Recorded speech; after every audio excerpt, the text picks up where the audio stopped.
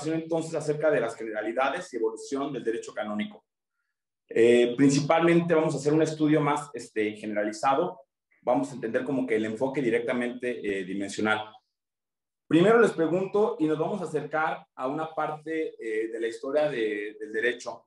En esta parte directamente vamos a hacer un análisis consistente y nos vamos a remontar a nuestras clases de historia del derecho. Vamos a ver qué tanto recuerdan.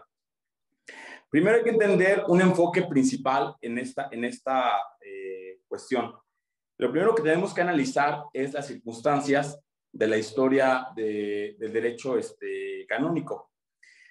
Para ello remontarnos a la historia y encontrarnos principalmente con un personaje muy importante, que es un emperador que recopila justamente toda la cuestión del imperio, que recopila toda la cuestión de la historia del derecho canónico, y me refiero directamente al emperador Justiniano. Ustedes recordarán en sus clases de historia del derecho que Justiniano es uno de los últimos emperadores y que es básicamente el que hace esta recopilación justamente del derecho canónico. El Corpus Juris Civilis es esta recopilación que hace directamente Justiniano. Ahora, hay que retomar aquí una circunstancia muy importante. La primera de todas es que durante la Edad Media, a la caída del Imperio Romano, las universidades de Europa, principalmente de lo que era Roma, se involucraban mucho en el estudio principalmente del derecho que había implementado el emperador Justiniano. Pero aquí hay un elemento muy importante. Aquí es donde nace justamente el famoso derecho conocido como el Jus Communis, o en inglés, el Common Law. Estos dos derechos, que surgen directamente de la Edad Media principalmente, se aportaban de las universidades. Pero hay que tener un principio muy claro. En la Edad Media, recuerden ustedes que la educación y básicamente toda la cuestión histórica, elemental, de códigos y todo, estaba a cargo de la Iglesia Católica. Entonces, el derecho que se enfocaba, si bien era un derecho recopilado por Justiniano, era también un derecho que involucraba directamente las ideas principales del cristianismo. Entonces, por ello tenemos que durante la Edad Media, si bien se esparcían las ideas del emperador Justiniano, también se manifiesta algo muy importante, que es la cuestión de entender al cristianismo como el elemento esencial del derecho. Por ello, por ejemplo, si hiciéramos una recopilación de la historia aquí en México directamente, dentro de la conquista, encontramos algunos personajes que traen justamente al derecho canónico consigo, y entre ellos, por ejemplo, aquí en Michoacán, tenemos la figura de Vasco de Quiroga, que es el que efectúa y que crea una de las, bueno, muchos dicen que aquí tenemos una de las primeras universidades de América. Los de Puebla dicen también lo mismo, en Colombia dicen lo mismo. La realidad es que cuando se crea aquí, por ejemplo, en Michoacán, la universidad como tal, pues su base era directamente el derecho canónico. Entonces, con ello hay que entender un elemento muy importante, que durante la Edad Media, si bien nace el Corpus Juris Civilis, que es el código de Justiniano principalmente, nace a su vez el código del Corpus Juris Canonici. Este Corpus Juris Canonici, o también Codex Jus Canonici, como se le considera, nace, les repito, a raíz de la idea de Justiniano y a raíz de la idea del cristianismo, el cual estuvo en auge, y durante la Edad Media, pues vimos todo el esplendor del cristianismo, básicamente, por las ideas que mandaban directamente del Papa. Entonces, el poder que tiene la Iglesia durante la Edad Media trasciende a los límites del derecho. Como ustedes recordarán, lamentablemente, pues vienen algunas circunstancias graves del cristianismo dentro de la Edad Media, como lo son la Santa Inquisición, uno de los acontecimientos penales más graves que se tiene en cuenta, y digo graves por la consideración que lamentablemente no se les hacía un juicio real. Eran juicios penales, eran juicios sustentados bajo el derecho canónico, Eran juicios sustentados también bajo otro código que es el Malleus Maleficarum, un libro escrito en la Edad Media, en el cual básicamente era como la introducción para poder llevar a cabo un juicio en contra de los judíos, de los musulmanes y de todo aquel que no pensara bajo las repercusiones cristianas del momento. Entonces, estos elementos, por ejemplo, este elemento malo, que fue la Santa Inquisición, se ve desplazado con el paso de los años hasta el día de hoy, que solamente se le conoce como una comisión simplemente, que es la comisión sobre la fe que actualmente tiene el Vaticano. Esta comisión que de hecho hubo un momento que la precedía el Papa Emérito Benedicto XVI, pues es una de las ya cenizas que salen de la Santa Inquisición. Como tal, la Santa Inquisición, como lo sabemos, pues ya no existe. Más bien se retoma en el Código de Derecho Canónico justamente la cuestión penal. De esa cuestión penal, pues ya nos hablará directamente el Padre Salvador, que esta a su vez pues es la que va a causar un poco más de controversia en estas conferencias. ¿Por qué digo controversia? Vamos a causar controversia principalmente por un elemento. A raíz justamente de los abusos sexuales cometidos por obispos y por sacerdotes, esta parte del procedimiento penal pues se ve justamente resguardado aquí. Entonces, aquí es donde vamos a tener que darnos cuenta de que si bien desapareció la Santa Inquisición, ahora tenemos un código de derecho canónico que es en materia penal, por ejemplo, en ese caso, que va a resolver estas situaciones. Esta evolución que se da constante del derecho sí repercutió en las universidades, por ejemplo, en México. Como les decía, las primeras cátedras que se dan en Michoacán, las primeras cátedras que se dan en la Ciudad de México, en las universidades, pues son justamente de derecho canónico. De ahí es donde nace, de ahí es donde se emana el derecho civil principalmente. Entonces, en esta cuestión, vamos a acceder primero a la cuestión de entender primero qué es el derecho canónico, de dónde viene. Hay elementos que lo difieren directamente del griego cabos o también canon, que significa regla o norma o medida. A su vez, es una ciencia jurídica que conforma una rama del derecho. Su finalidad es estudiar, desarrollar la regulación jurídica de la Iglesia Católica. Muchos piensan que el elemento bueno, se le conocía como la Santa Inquisición, el Santo Oficio, el Tribunal del Oficio. Actualmente es la Rota Romana, es básicamente la Suprema Corte, si lo pudiéramos tener como un equilibrio. La Rota Romana se encuentra directamente en Roma y emanan de ella algunas resoluciones principales. Estamos hablando ya de resoluciones más conflictivas, como por ejemplo resoluciones de carácter de que un sacerdote pida que sea rebajado a estado laical para contender quizás hasta por algún cargo político, porque ha habido casos. También cuando un sacerdote solicita la dispensa para que se le retire directamente el cargo, estas cuestiones dependen directamente de la Rota Romana. La Rota Romana, les repito, es como la Suprema Corte de Justicia de la Nación, si le pudiéramos dar como un equilibrio, vaya, es como un ejemplo. Y en cada diócesis, primero en cada arquidiócesis, estamos hablando de hace algunos años, solamente existía un tribunal. En la actualidad, cada diócesis es obligación que exista un tribunal por diócesis en el cual se deben de realizar algunas resoluciones que son de un fuero más común. Entre ellas, por ejemplo, las nulidades matrimoniales, que son una de las principales, y también en el caso de cuando un obispo solicita algún juicio especial, se solicita directamente al tribunal. Y el que resuelve, bueno, para ello hay una jerarquía también dentro de los tribunales, pero el que resuelve principalmente, el que da alguna resolución más acertada, es el obispo titular de esa diócesis, ya sea obispo o arzobispo en su caso.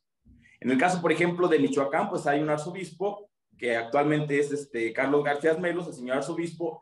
Él es que básicamente tendría que declarar algunas sentencias. Pero a su vez también hay los jueces que regulan justamente esta condición. No hay necesidad de que se vaya directamente al arzobispo el que tenga que dar la resolución, no, o sea, también hay circunstancias donde un sacerdote encargado, un juez, pueda llevar a cabo algunas resoluciones. Entonces, esta parte como en general que les explicaba del derecho canónico, pues justamente nace a raíz de estas ideas de la historia. Es interesante hacer un análisis primero, como les decía al principio del tema, de encontrarnos primero con un emperador que declara primero al cristianismo como una religión única. De ahí pasamos a toda la historia de los cristianos, que empieza poco a poco a acabarse esa persecución que había en su contra. Nace posteriormente la Edad Media, y con la Edad Media vienen algunos pues conflictos, como ustedes recordarán en sus clases de historia. Pues vienen, por ejemplo, las cruzadas en Jerusalén. Vienen, por ejemplo, conflictos donde la iglesia mostraba un poder muy alto. Y esa cuestión, pues, no es ajena a nosotros, porque básicamente la conquista es hecha a raíz justamente de un tratado que existía entre los reyes católicos y entre el Papa. Este acuerdo, concordato, que se le llama en la actualidad, era básicamente un permiso que daba el Papa para que los reyes católicos pudieran evangelizar a su nombre. Y obviamente, pues los reyes tenían como darle al Papa, pues algo de lo que se retomaba de las conquistas, de las colonias. De esas condiciones van haciendo justamente las cuestiones de derecho, las cuestiones también, ¿por qué no decirlo?, de política, que nacen a raíz de la figura del derecho canónico dentro de la iglesia. De ahí, de la Edad Media, vienen algunos movimientos de persecución posteriores a que algunas colonias pues se hacen autónomas. Por ejemplo, en el caso de México viene una persecución a la iglesia para quitarle el poder, como ustedes lo recordarán, en el año de 1855 aproximadamente, cuando viene este movimiento de guerra de reforma de Juárez, y que se le quita un poder a la iglesia católica en México. En Latinoamérica hubo muchas circunstancias muy similares, donde venía justamente este movimiento. Y posterior a ello, si vamos, por ejemplo, a una persecución religiosa y también persecución de las autoridades religiosas, pues nos vamos a encontrar después de la Revolución, en la Guerra Cristera, donde es uno de los últimos movimientos que conflictúa, por ejemplo, en el caso de México, la reforma a la Constitución, para que principalmente se suprimiera el derecho, no como tal de la libertad religiosa, pero, por ejemplo, que se limitaba el uso de hábitos, de sotanas dentro de las calles a cualquier miembro de la iglesia, y que esa ley perduró no solamente desde calles, perduró muchos años. El que hace esta reforma, este nuevo cambio, y que empiezan como unas mejores relaciones con el Vaticano, es el presidente Carlos Salinas de Gortari. Gortari hace justamente esta reforma, y a raíz de esta reforma pues viene esta modificación justamente del derecho canónico como tal, como una percepción nueva, y sobre todo con un nuevo trato entre el Vaticano y entre México. Entonces, sobre esa circunstancia, analizando justamente esto, vamos a encontrarnos principalmente con las fuentes que tiene directamente el derecho canónico. Su principal evolución, como les decía, parte principalmente de un método propio, principalmente porque se considera como un ente autónomo. Para ello hay que recopilarnos a las fuentes del derecho. Acuérdense que aquí en México tenemos principalmente 3 fuentes del derecho, que son las reales, formales y las históricas. Estas fuentes del derecho nos van a dar como tal una recopilación justamente de cómo se debe de retomar el derecho y cómo debe de existir el derecho. En el caso concreto de las fuentes del derecho canónico, sí se va mucho a las fuentes históricas. Principalmente se va regulado a esa área. Es a donde principalmente más llega.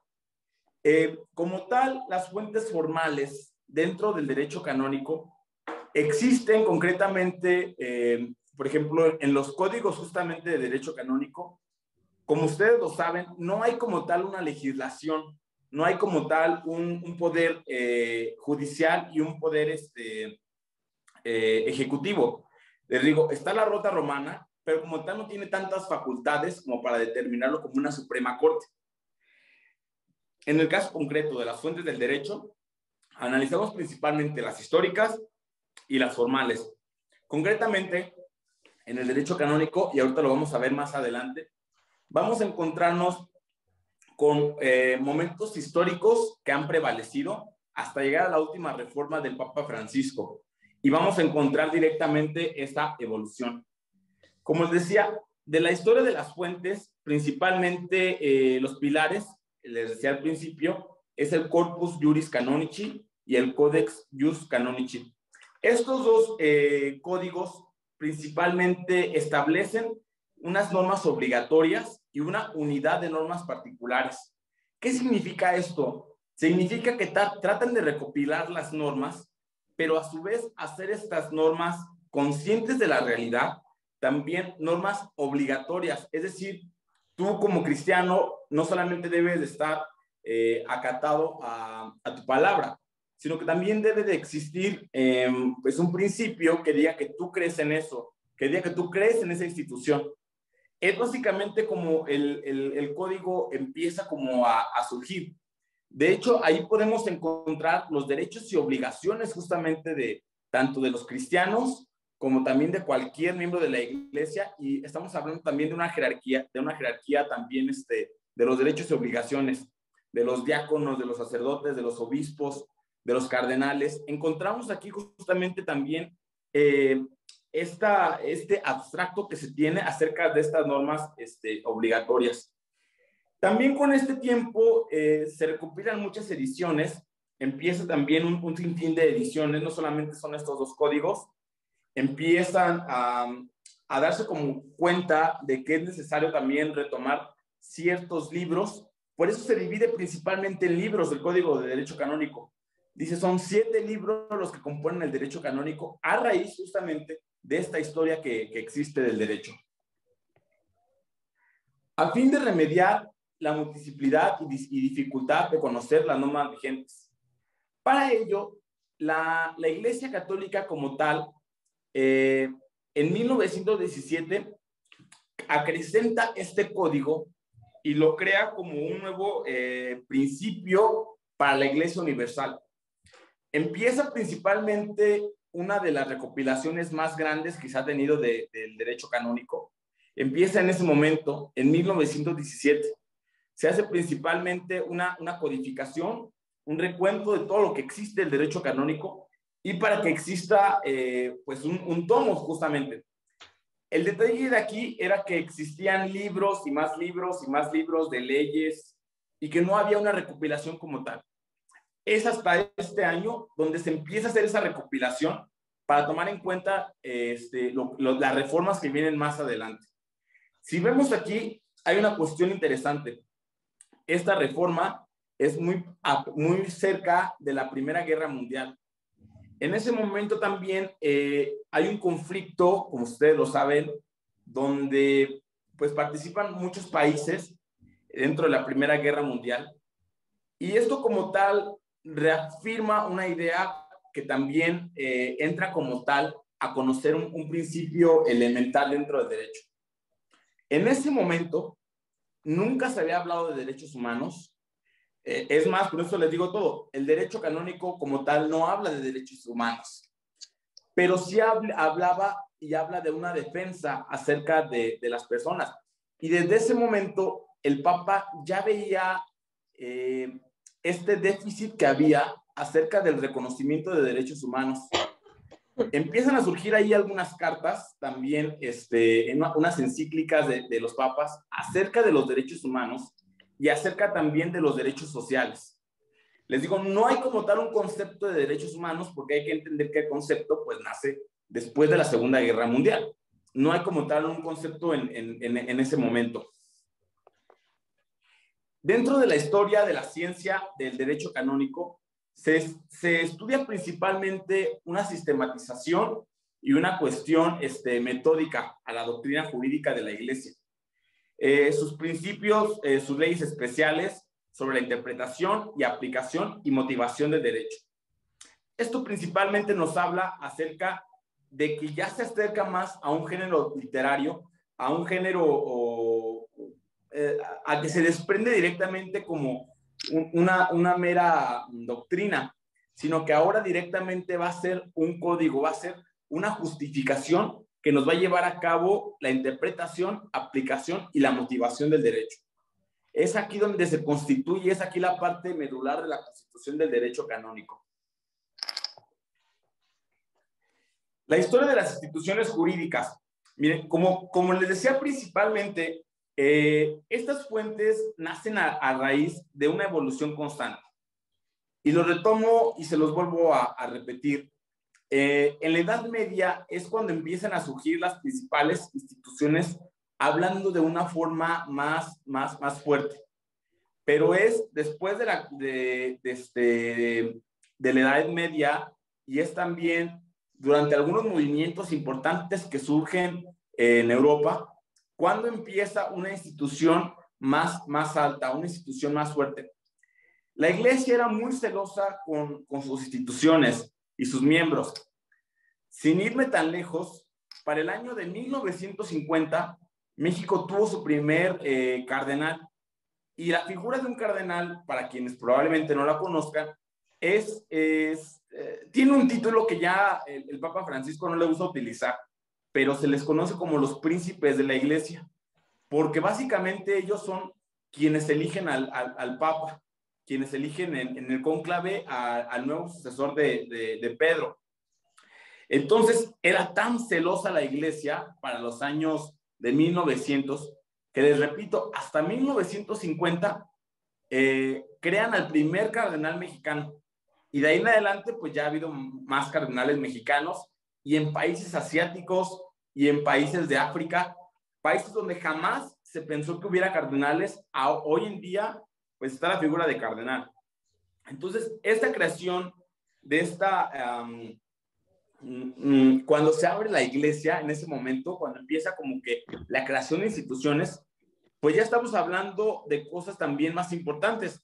Entre ellas, por ejemplo, hablar de una constitución, hablar de una legislación, hablar de una jurisprudencia, de una forma de gobierno dentro directamente de la Iglesia. Algo aquí también llama la atención, es un elemento muy curioso. Es que dentro del derecho, en Europa, el Papa es la única autoridad que hasta hoy en día tiene una monarquía absoluta. ¿Por qué digo monarquía absoluta? Porque en Europa casi ya todas las monarquías son parlamentarias, o al menos hay un ministro en las monarquías. Hay una que otra, no digo que todas, todavía hay algunas contadas monarquías absolutas. En el caso del sucesor de Pedro, que es el sumo pontífice, pues se considera como tal una monarquía absoluta, porque no tiene un aparato pues legislativo como tal. Tiene justamente los sínodos de los obispos, donde se toman resoluciones, donde se escuchan a los obispos, a los cardenales, pero como tal no hay una legislación que limite las facultades del Papa. Entonces, por ejemplo, cuando escuchamos directamente de la creación de las instituciones, nos encontramos también con un elemento muy importante, que es la creación de la jurisprudencia. La jurisprudencia no es algo lejos de la jurisprudencia, por ejemplo, en el caso de México, como lo conocemos como tal, dentro de la Suprema Corte de Justicia, dentro del Poder Judicial de la Federación. No es algo tan diferente, es más cercano a entender la jurisprudencia. Si pudiéramos entenderlo desde ahí, pues es más cercano donde lo podemos entender, de la jurisprudencia en el derecho mexicano. Es muy similar. Y esos elementos que lo constituyen, pues son importantes, les digo, porque como tal, la Iglesia ha sido tan celosa de sus instituciones, se empieza a abrir al mundo para ese año. Y nos vamos a encontrar con dos elementos importantes. El primero de ellos, nos encontramos que este código de 1917, el Codex Jus Canonici, es el conjunto de las normas jurídicas que regulan la organización de la Iglesia Latina. ¿A qué me refiero directamente con latina? Me refiero a que son directamente instituciones que, como lo saben, el latín es el idioma principal que se tiene dentro de la Iglesia Católica, es el idioma oficial, es el idioma con el que se figura. Posterior a ello viene también otro más importante, que es el que se promulga en 1983, y lo promulga Juan Pablo II, y entra en vigor el 27 de noviembre de ese mismo año. Ese código es una reforma constitucional, legislativa, judicial, muy importante que se tiene dentro del derecho. Y es una cuestión tan importante porque en ese contexto es donde empiezan ahora sí a surgir las figuras más principales. Y que a raíz de esa reforma que hace Juan Pablo II, Benedicto XVI hace una reforma minúscula y el Papa Francisco para el 2014, todavía hace poco, hace una reforma también muy importante en la cuestión principalmente de las nulidades matrimoniales, que eso ya les dirá directamente el Padre Salvador el día de mañana. Entonces, en estas cuestiones son estas dos figuras principales. Ahora bien, el Código de 1917 de la Iglesia Católica regía principalmente por un conjunto disperso y sin codificar normas jurídicas, tanto espirituales como temporales. Se lo repito, conocido como el Corpus Juris Canonici. En este contexto, quien da esta certificación es el primer concilio Vaticano, el Vaticano I. Hizo referencia a la necesidad de realizar una ampliación, que se agrupasen y ordenasen dichas normas, se eliminan las que no están ya en vigor y se codifican, aportándose orden y claridad. Entonces, en este Concilio Vaticano I, cuando se hace esta reforma, esta creación del Código de 1917, pues viene justamente esta justificación nueva de poder agrupar directamente el código y también dar respuesta a los problemas que están surgiendo en ese momento, tanto a nivel mundial como a nivel iglesia. Las ligeras compilaciones efectuadas por el Papa Pío XI, perdón, por el Papa Pío IX y Leo XIII, habían resultado insuficientes. Hubo que esperar hasta Pío V, quien crea en 1904 una comisión para la redacción del Código Canónico. Tras 12 años de trabajo, sería Benedicto XV quien promulga el Código el 27 de mayo de 1917 y entraría en vigor el 19 de mayo de 1918. El Código de Derecho Canónico de 1917 es conocido por sus dos principales impulsores como el Código Pío Benedictino. En este contexto es porque ya había un análisis de crear una compilación al código, ya se hace la compilación para ese momento y ahora es el Papa Benedicto XV quien hace la promulgación, quien hace la nueva creación del código. Y si lo vemos, ya estamos hablando de una época muy cercana a la nuestra. Es decir, ya la evolución del derecho como tal canónico tiene una constante pues de hace cerca de más de 100 años, poquito más de 120 años. Entonces quiero decir con esto que es un derecho muy nuevo, no es un derecho ni de la Santa Inquisición, no es un derecho de la Edad Media, no es un derecho que va de aquellos años, sino que es un derecho ya más actualizado, más acorde a las instituciones, tanto eclesiásticamente hablando, como de los países donde está la iglesia. El nuevo código pasó a formar un cuerpo único y auténtico de toda la Iglesia Católica del rito latino, creándose una comisión de interpretación en el mismo año de su promulgación, siendo la única competente para resolver las dudas que pudieran surgir y cuyos dictámenes tenían el valor de una interpretación auténtica sobre cualquiera de los cánones del código. Esta interpretación que se debía dar, pues hubo un problema. Resulta que el Papa Benedicto lo promulga, pero cuando llega directamente a todos los demás países, que al final, pues la iglesia estaba en muchos países, pues cada uno le daba su propia interpretación, cada obispo le daba su interpretación. Para ese momento, en el caso de México, hubo un periodo muy pequeño, que es principalmente en la Guerra Cristera, donde los obispos, algunos, no en su mayoría, pero algunos salen también del país Y esta cuestión del primer código en México no es tan aplicado, a raíz justamente de la circunstancia de la guerra cristera que se tiene.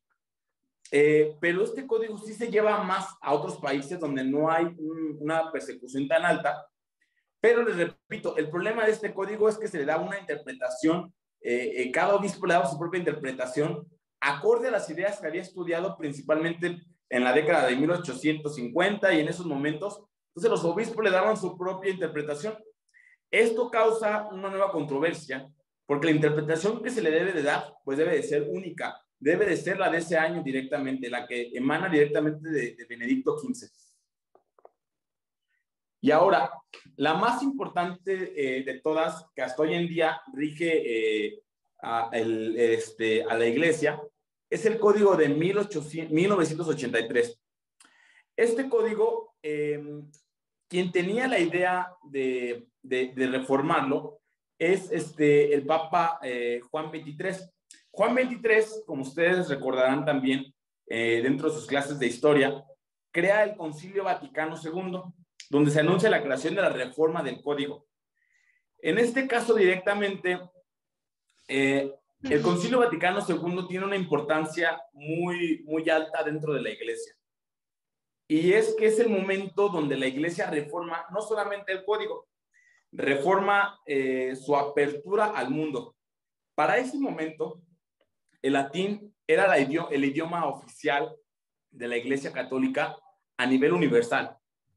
Por ello, por ejemplo, aquí en Catedral, simplemente en la Catedral de Morelia, y que probablemente para quienes nos están escuchando de otras partes en otros estados, cuando van a una catedral muy antigua, principalmente una catedral que sea del año de la época de la independencia, que esté más o menos por ahí, nos vamos a encontrar que al entrar vamos a encontrar muchos altares, altares a santos, altares a lo mejor a Cristo en diferentes cuestiones, a la Virgen también en diferentes avocaciones.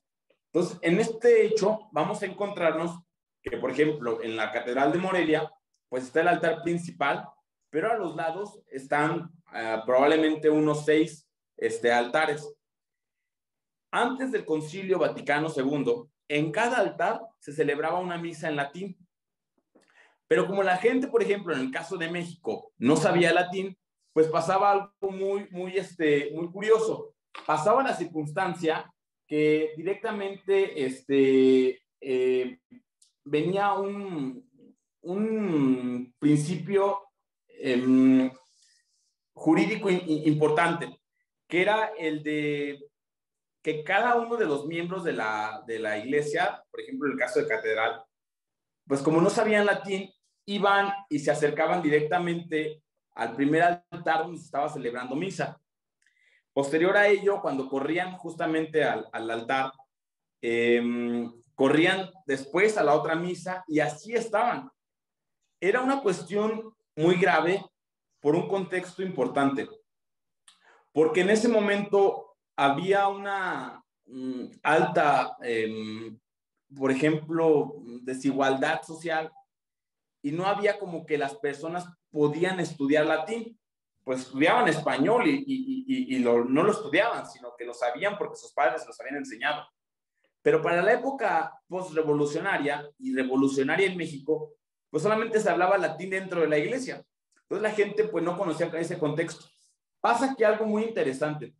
Pasa aquí un movimiento que a raíz del Concilio Vaticano II cambia este paradigma del latinismo, de poder entender todas las misas en latín, de que hubiera muchas misas en una misma iglesia, porque al final así era, como les repito, entrabas a la catedral, por ejemplo, de Morelia, y veías que había unas 7 misas en toda la iglesia.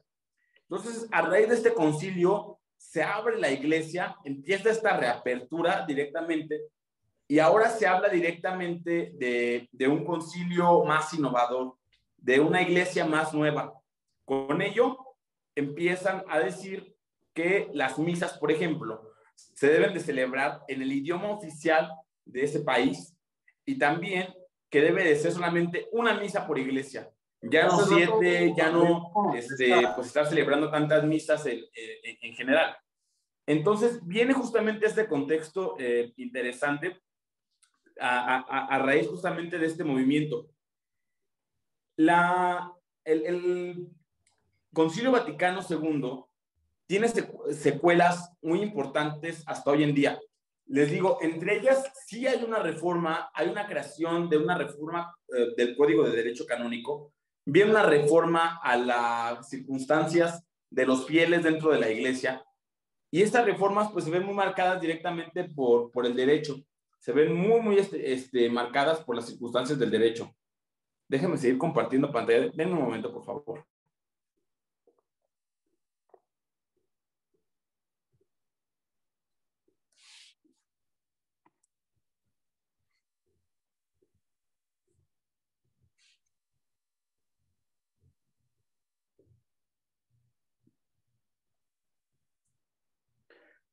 Bien, les comentaba en esa circunstancia algo muy importante. En este contexto viene una circunstancia interesante. El código mantiene una naturaleza, mantiene también una nueva distinción dentro de las iglesias latinas y dentro de la iglesia oriental. Para ello, directamente, en 1983, ya siendo sumo pontífice el Papa Juan Pablo II, empieza justamente esta nueva circunstancia y este nuevo modelo de la Constitución. Viene aquí entonces una circunstancia que hay que entender muy interesante.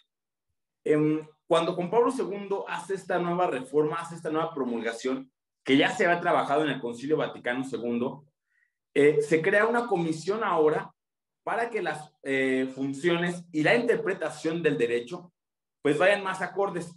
Para ello se transforma el Pontificio Consejo para los Textos Legislativos, que es una competencia más amplia y más articulada, entre las que incluyen las formas del mismo. En esta circunstancia directamente, Juan Pablo II hace esta reforma en donde no solamente se crea un nuevo código, no solamente viene una nueva forma legislativa, viene también una nueva forma para poder entender justamente este parlamento, para poder entender esta nueva orientación hacia dónde va marcada. Dentro de las iglesias católicas orientales, encontramos también, por ejemplo, no solamente la cristiana tradicional, conocemos también de las iglesias orientales. Probablemente hemos visto que más de alguna vez encontramos que hay algunos ritos orientales con otras iglesias que están, no están dentro del derecho como tal canónico, pero sí están marcadas dentro de la circunstancia territorial. Estas iglesias orientales como tal no tienen un principio autónomo dentro del Vaticano, dentro de la Santa Sede. Estas iglesias orientales tienen su propio rito, se rigen bajo sus propias condiciones. Aquí la única diferencia es que ellos sí le deben cierta obediencia al Papa. Ellos sí consideran al Papa, en el caso del Papa Francisco, lo consideran como un Papa que es también para su iglesia. Porque también hay que recordar que hay iglesias europeas que no solamente consideran estas cuestiones, sino que también hacen un análisis de religiones que no están dentro de la iglesia. Por ejemplo, en el caso de la iglesia anglicana, quien es la papisa, por así decirlo, quien es la máxima jerarca de la iglesia anglicana, pues es la reina Isabel II. Esta iglesia como tal no pertenece al rito católico, pertenece al rito católico de ellos, pero eso sí es una iglesia separada. En el caso de las iglesias orientales, no es una iglesia separada, es una iglesia, les repito, tiene sus propias condiciones, tiene sus propios elementos, es un elemento más tradicionalistas, pero ellos sí tienen afinidad al Papa. Ellos sí le deben cierto respeto al Papa. Por ello, entonces, las iglesias católicas orientales son las iglesias cristianas de tradición oriental que reconocen la autoridad y primacía universal del Papa, el obispo de Roma. y está en plena comunión eclesiástica con él, lo que conforma a la Iglesia Católica, que admite un seno diverso de ritos. En esta cuestión, las iglesias orientales pues tienen sus propios ritos, y es interesante también pues ver cómo funciona su cuestión jurídica. Para ello, dentro del Código de Derecho Canónico, se da una interpretación a que estas iglesias también pertenecen directamente a la Iglesia Católica, aunque tengan su propio rito y sus propias características, pero como le tienen cierta primicia al Papa, entonces ellos sí están dentro del derecho canónico. Es como importante entender esto. Las iglesias orientales son atendidas por el Papa a través de la Congregación de las Iglesias Orientales, en este caso concreto, para la creación de 1862 por el Papa Pío IX, inicialmente como la parte de la Congregación para la Propagación de la Fe. Las congregaciones también que van a dar parte y que van a dar como un nuevo cimiento a la iglesia, van a hacer, si bien no son buscadas o promovidas dentro del derecho canónico, son como una parte de jerarquía para poder entender algunos elementos importantes dentro de la iglesia. La congregación, por ejemplo, para la fe, es la que les decía al principio, que es las cenizas de la Santa Inquisición. Ya como tal no se retoma las figuras que se tenían en ese momento, pero sí existen estas congregaciones para principalmente promover ciertas características dentro de la iglesia, dentro de cada rito. Y como tal, entonces, según el Código de los Cánones de las Iglesias Orientales, estas se agrupan en 4 categorías, principalmente iglesias patriarcales, iglesias archiepiscopales mayores, iglesias metropolitanas, sui juris, y otras iglesias orientales sui juris. Estas iglesias, como les digo, están fuera de las características del derecho canónico, pero es importante entenderlas porque si bien están fuera del derecho canónico, la iglesia tiene este reconocimiento hacia las iglesias orientales. Entonces, es donde existe este principal movimiento. Ahora, a la cuestión más importante que es de entender dentro del derecho canónico, es lo más elemental que debemos entender para, a partir de aquí, poder entender todas las exposiciones que existen dentro de esto. Por ejemplo, de esta cuestión de este curso de derecho canónico, pero también para poderlo entender más adelante en la práctica. En 1983, como les decía, Juan Pablo II hace esta aprobación del nuevo código, y en este nuevo código, ya con una recopilación más marcada, con una recopilación más hecha, con una recopilación más enterada, pues encontramos directamente un canon muy específico. En la actualidad, a raíz de las reformas que han existido del Papa Benedicto, que fueron ya muy minúsculas, y del Papa Francisco, pero que fueron, por ejemplo, las del Papa Francisco, les decía, fueron más marcadas hacia los procedimientos de las nulidades matrimoniales. Van más marcadas hacia allá, y no solamente de las nulidades, también se crean algunas figuras importantes dentro de los procedimientos matrimoniales. Y también hace una reforma el Papa Francisco a la cuestión de los procesos en materia penal. Esta en su momento, el Padre Salvador también nos va a hablar de ella, no entro dentro del contexto, pero lo que sí les puedo decir es que estas reformas que hacen los últimos 2 papas van a ser como un nuevo cambio para hacer el derecho más sencillo, para hacerlo más acorde y más cercano a las personas, para hacer, por ejemplo, que si una persona quiere solicitar una absolución matrimonial, pueda recurrir a su tribunal a hacer la disolución o hacer directamente la nulidad.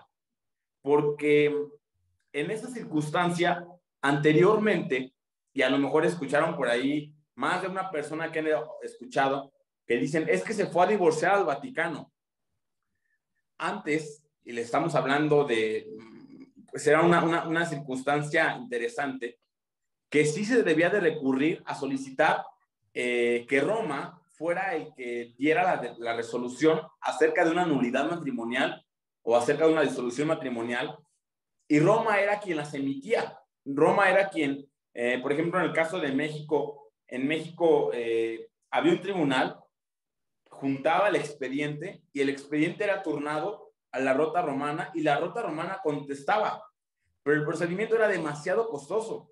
Entonces, por ello, muchas personas ni siquiera solicitaban la nulidad, con todo y que sus matrimonios no estaban legalmente sustentados. Y no estamos hablando legalmente de forma civil, sino legalmente de forma canónica.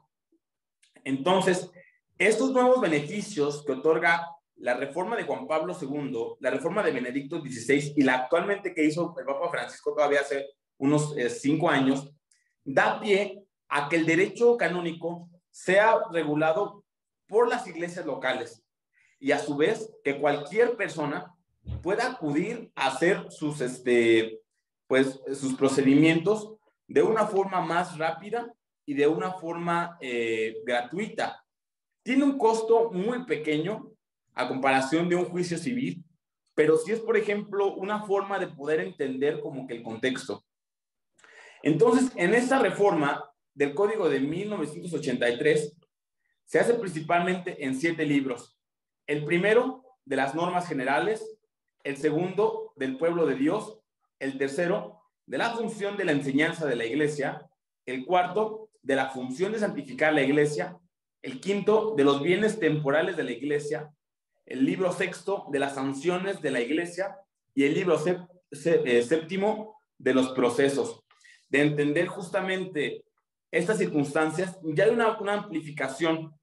Ya el código como tal no es un código de muchos libros o no es un código de muchos tomos, sino que se recapitula y se convierte directamente en libros.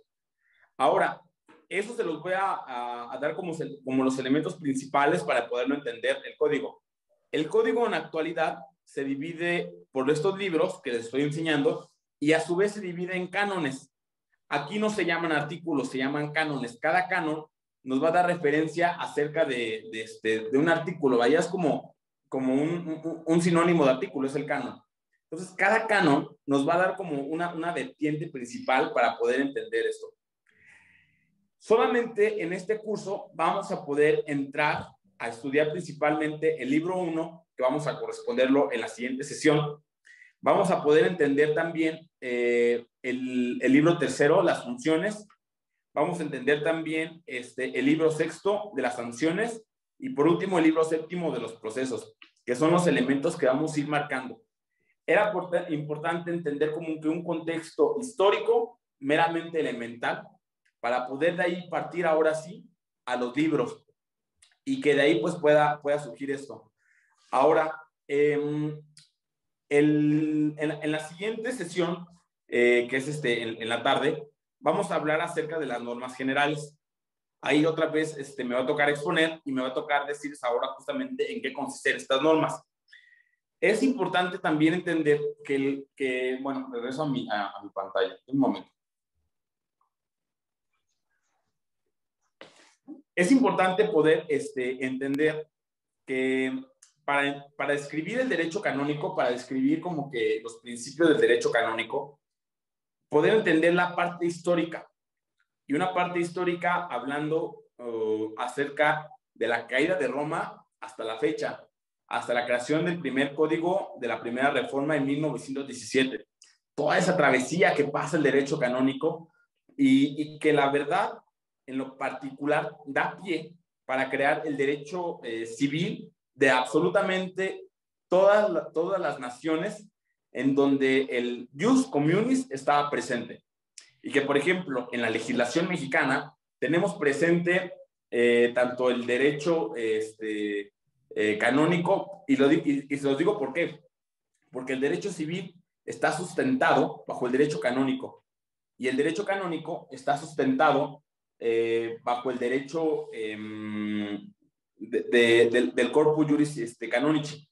Es decir, si pudiéramos hacer un contexto de todas las particularidades que existen, nos encontraríamos con una cuestión muy interesante, que sería la cuestión de poder analizar que el derecho, desde toda la historia, siempre ha prevalecido en el caso de México y en el caso de cualquier nación.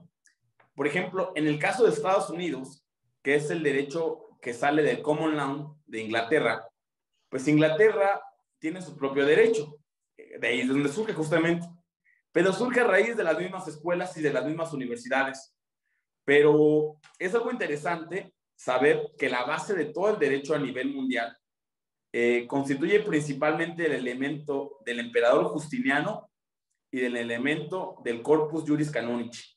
Entonces, estos dos elementos dan como que la historia de poder entender el derecho canónico y del por qué tiene una importancia. La verdad, siendo muy realistas, en la actualidad, ¿quiénes estudian derecho canónico? Estudian derecho canónico los ministros de la iglesia como tal, pues todos los sacerdotes, bueno, empezando por la jerarquía, diáconos, sacerdotes y obispos, deben de entender el derecho canónico en qué consiste. Pero también hay otro elemento muy interesante. Para poder entender el derecho canónico, creo que es parte que todos los abogados podamos entenderlo, porque es la base del derecho civil y es la base histórica. Y la historia siempre es la que nos dice las secuelas de todas las circunstancias. Entonces, por eso es importante como abogados, que imagino que casi en su mayoría aquí son abogados, algunos son historiadores, es importante encontrar ese contexto histórico para, a partir del contexto histórico, entender en qué consistía el derecho y que en la particularidad está aún vigente, pero está vigente para contextos a veces un poco amarillistas. Y digo amarillistas porque muchas veces entendemos que el derecho canónico está ligado exclusivamente a la rama penal, a enjuiciar a los sacerdotes y obispos que cometieron delitos sexuales. Y la realidad es que sí, o sea, sí está ligado a encontrar una cuestión penal. Aquí la cuestión del derecho canónico, que es una cosa curiosa, que a su vez no sé muchos cómo la vayan a tomar, pero el derecho canónico, decía el cardenal Suárez Inda, es un derecho de salud. ¿Y por qué un derecho de salud?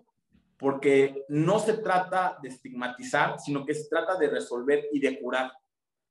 Que aquí las circunstancias cambiaron a raíz del Papa Francisco, porque anteriormente, o sea, si hablamos de una forma, pues un poco sin fomentar el amarillismo, no había como tal un seguimiento a los sacerdotes y sobre todo vamos a hablar de altos mandos, a los obispos y cardenales que habían cometido un delito sexual en contra de niños, pues no había como tal una consecuencia tan grave.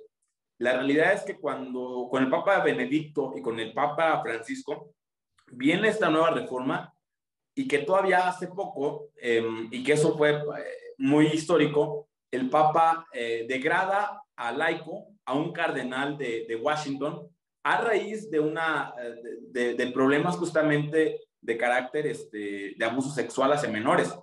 Entonces, ese nuevo paradigma cambia porque ya nos está hablando de un derecho que es aplicado y que la situación ya no solamente es absolver como lo absolvería la confesión, sino que ahora es tener consecuencias acerca del derecho. Y que el Papa lo es muy claro y mismo les marca.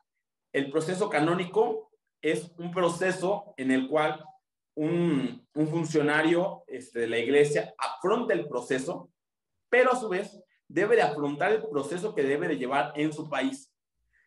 En la cuestión penal, solamente los altos mandos de la iglesia son enjuiciados en Roma, pero en la cuestión civil son enjuiciados exclusivamente en su país y en algunos casos sí bajo el derecho canónico para quitarles, por ejemplo, en el caso de los sacerdotes, en el caso de México, no se les puede quitar como tal la ordenación porque pues al final la misma fe indica que un sacerdote es sacerdote para siempre. Entonces, ¿qué pasa cuando un sacerdote cometió un abuso sexual? Pues que se cambia la figura y que se debe dar el procedimiento que tiene el país, que marca el Código Penal del país, pero a su vez la Iglesia tiene la obligación de con el mismo tribunal eclesiástico hacer un juicio canónico para al sacerdote, pues bajarlo a la condición de ser un fiel, ya no ser un sacerdote. Sacerdote hablando de carácter oficial, porque de carácter de fe, pues repito, la fe indica pues, que no dejan de ser nunca sacerdotes. También aquí vienen algunos contextos que marcan justamente y que fomentan el amarillismo, como les decía al principio, del por qué estudiar derecho canónico. También otro de los elementos que creo que a partir de ahí fue donde más surgió, es en el caso concreto de qué pasa cuando a una persona se le va a hacer un exorcismo. También esa es otra circunstancia muy interesante, porque el proceso también lo debe de llevar el tribunal eclesiástico, y es el tribunal emana de él estas resoluciones.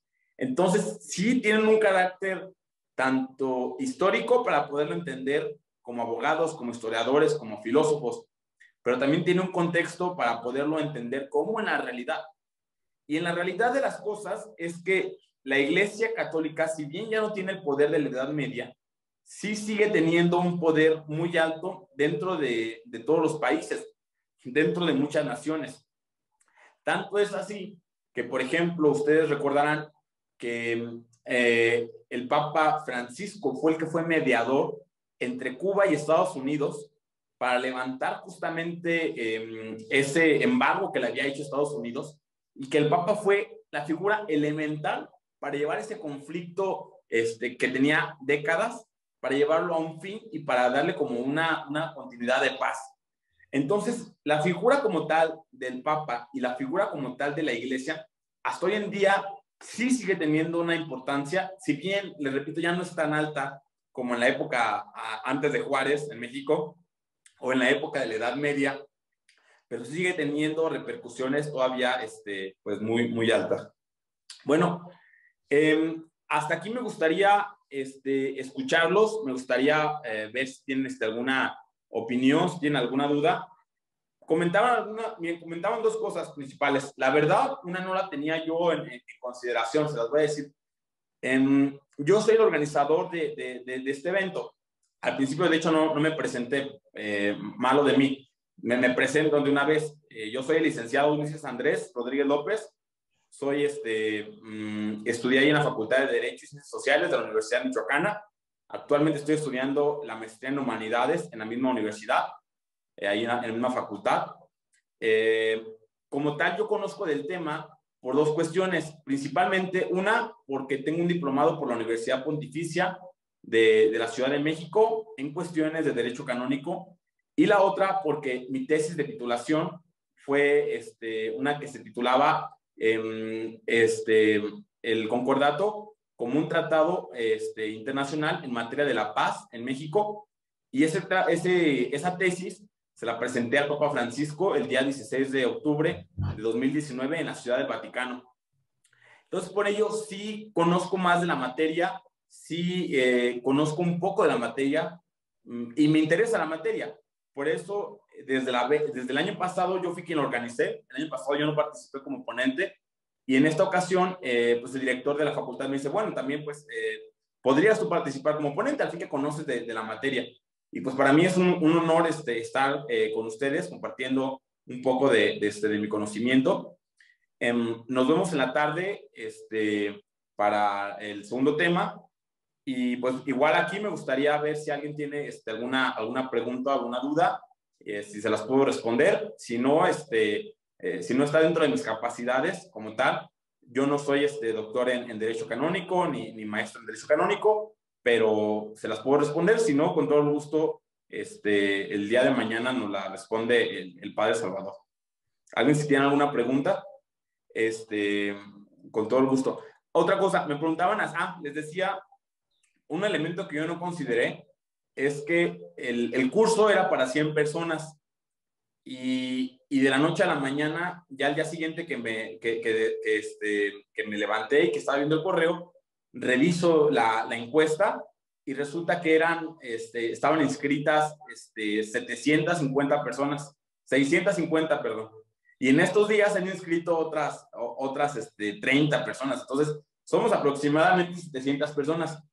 Pagué la plataforma de Zoom, pero yo no consideré que solamente fuera a ser para 100 personas. Aquí la cuestión está, se está grabando la conferencia, igual se va a compartir en una carpeta si no la puedo subir a la página de la facultad por el peso del video, se las voy a subir a Drive, y desde Drive les voy a compartir una liga para que tengan todas las conferencias y las tengan directamente en su correo. Y a sus correos, como les mandé el link de Zoom, les voy a mandar también la liga para tener todas las conferencias. Otra cuestión también, se les va a dar al final un reconocimiento del curso de horas. Necesito ver cuántas horas van a ser en total para también sobre ello marcarlo. Va a estar sustentado también igual bajo la facultad, bajo la universidad, el diploma que les vamos a dar, y se va a presentar directamente se los vamos a dar de forma física, pero si hay alguien, por ejemplo, que es de otro estado o algo, vamos a hacer directamente a enviarlo pues por correo electrónico. Ya en su momento, acabando el curso, en la siguiente semana me pongo ahora sí con ustedes para ver a quién se los voy a mandar, quién los va a recoger en la facultad, y vamos a ir bajo esa circunstancia.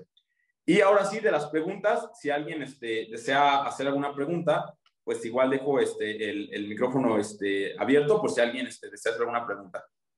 Sí, buenos días. Mi nombre es Fátima Estrella Martínez Guzmán. Yo soy estudiante de Derecho Internacional, estoy en 10º semestre, me encuentro realizando mis prácticas profesionales. Agradezco el tiempo y la organización, y mi duda es, en lo que respecta a derecho canónico, ¿cómo se lleva a cabo el proceso de, por ejemplo, es que tengo un conocido que es sacerdote y él ha sido acusado de situaciones como pederastia y cosas así? Entonces, ¿se le puede quitar el cargo al sacerdote? ¿Y qué pasa si lo que usted explicaba hace un momento, ¿no? Que el sacerdote ya no es sacerdote, sino que se mueve a ser laico. ¿Qué es lo que pasa con su vida profesional, por así decirlo? Gracias, saludos. Concretamente, en el caso de México, a raíz de esta reforma, cambia una cosa solamente. Para el caso de cardenales y de obispos, se lleva un juicio directamente en el Vaticano. En el caso de sacerdotes, se lleva un juicio canónico aquí en el caso de su tribunal que le corresponda, pero también se lleva un procedimiento penal conforme al país.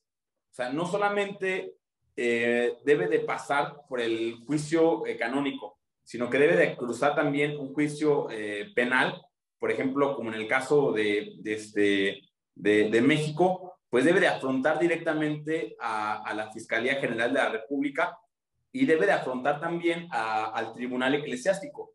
El Tribunal Eclesiástico lo que va a hacer, que si se encuentra culpable a la persona, lo baja al grado de laico. No lo excomulga, no le quita las órdenes, porque les repito, no se quitan como tal, no se quitan, pero sí le quita el oficio. O sea, ya no puede volver a celebrar misa nunca en su vida.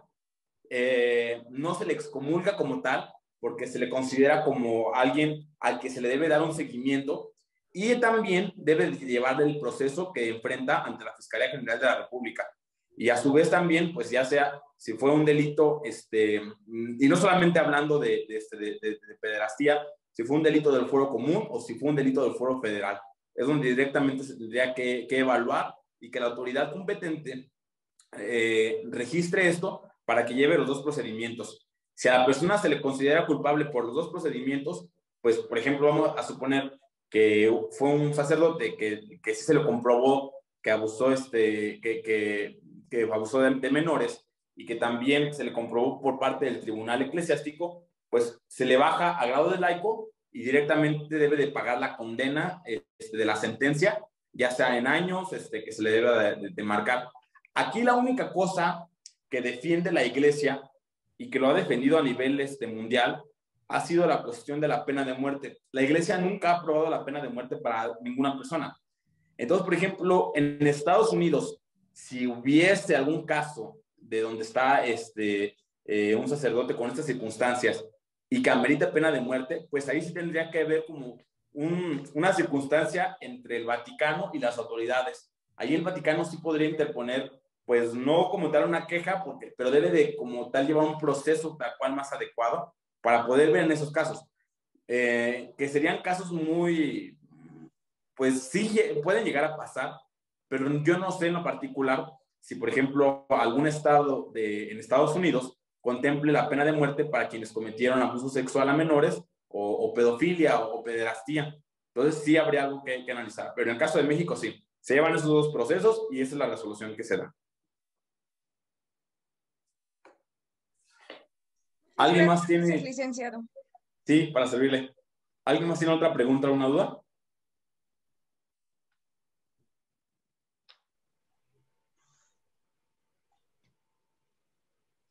Bueno, continuamos entonces con la clase más tarde. Ahora vienen los elementos principales del primer libro de Derecho Canónico y ahora sí nos vamos a ir poco a poco para irnos marcando.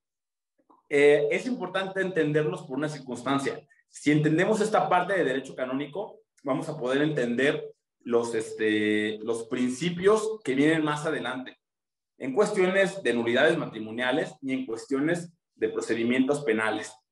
Entonces, sí les pido que pongan atención al tema que va a ser en la tarde para poder entender esto, para llevar a cabo las demás conferencias, como para tener una idea. Y también como anuncio, por ejemplo, si les interesa la materia, en México el único lugar donde se puede estudiar es en la Universidad Pontificia de la Ciudad de México, es donde se puede estudiar. Hay diplomados, ahí sí hay cursos más adecuados y son cursos también muy interesantes, dados por expertos en la materia, que sería interesante que lo retomaran, sobre todo para su currículum, sirve mucho. Pues bueno, me dio gusto saludarlos, que tengan muy buen día y nos vemos en la siguiente. Sí. ¿El enlace para la clase de la tarde lo va a mandar? Es el mismo enlace para todas las clases. Ah, ok, muchas gracias. Saludos de Tabasco. Gracias, saludos. Disculpe, ¿a qué hora sería?